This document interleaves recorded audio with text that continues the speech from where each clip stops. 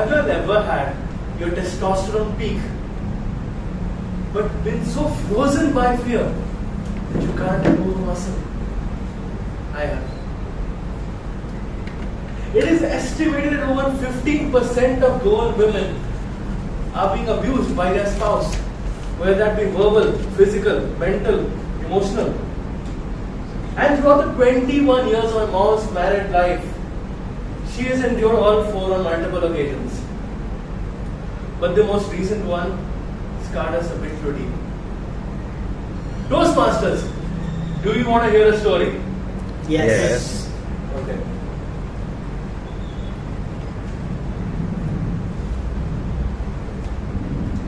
On the morning of April 30th, I take a mini break from an online lecture to go grab a bottle of water. When I open the bedroom door, what do I see? His face staring daggers at my mother. So I move to the side so as not be shouted at. And let me just say, how cowardly of me. But I know I can't blame myself. After all, I learned from the best. Anyways, as soon as I moved to the side, he lunged at my mother, pushing her towards the kitchen and threw her towards the microwave, where he began slapping her on her back repeatedly. When he got bored of that endeavor, he began a barrage of headbutts to the point that she could not take it anymore.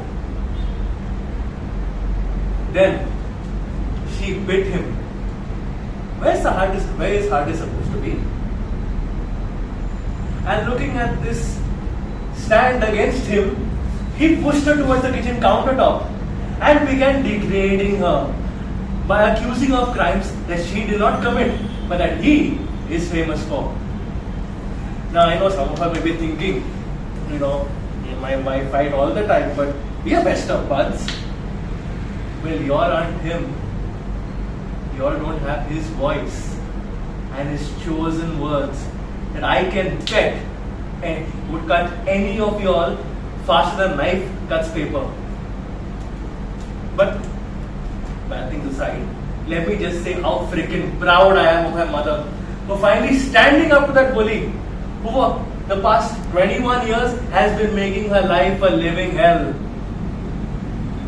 And when all of this is happening, I am on my knees praying to God for a savior. And for this I was mocked. And he repeatedly told me, no one's going to come to save you. I am doing God's work. Exact actions. And that's when I took it upon myself to save my mother. I took a pair of scissors, a steel ruler, and a laptop charging cable.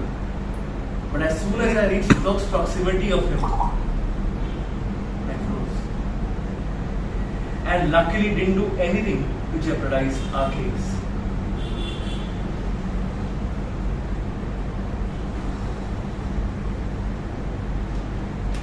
So now that you've heard my story, and since we happen to be in Toastmasters, where every speech is supposed to have a takeaway, let me give you one. What do we do when we know that someone we love is being abused? First of all, how do we recognize them? Here's some red flags for you. Firstly, if you pay close attention, they have a distant and far away view in their eyes. Secondly, they'll find any excuse to be away from home for long hours.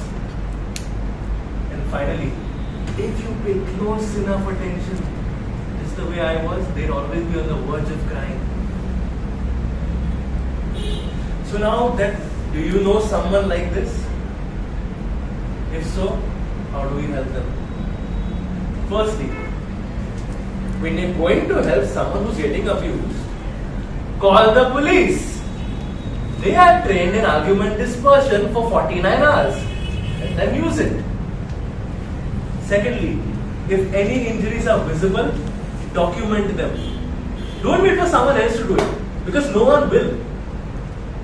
And don't especially wait for 4-5 days later when the wounds have already healed up.